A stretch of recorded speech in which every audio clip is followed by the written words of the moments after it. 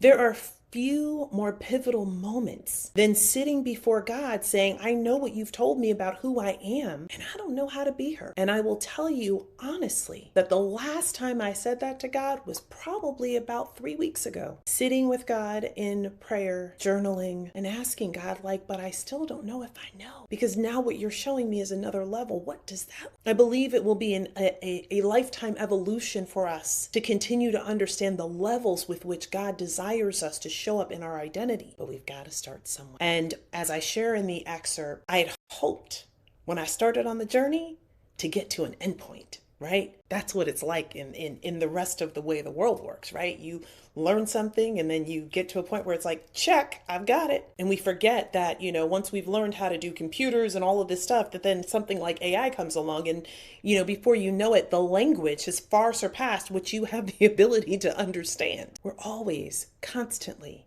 in a state of evolving and growing if our intention is to continue to live. And so it stands to reason that God is going to reveal more to us about our identity as we go. So who I hid to survive was so many of the pieces that were required to be reclaimed in order to be in this level of my God-given identity. And then certainly there are more to come as God continues to reveal identity and purpose in alignment with who they've created me to be. The best part of all this is that God equipped me for all of it in the same way that God has been equipping you. This is about us returning to our wholeness, to the fullness of who we are.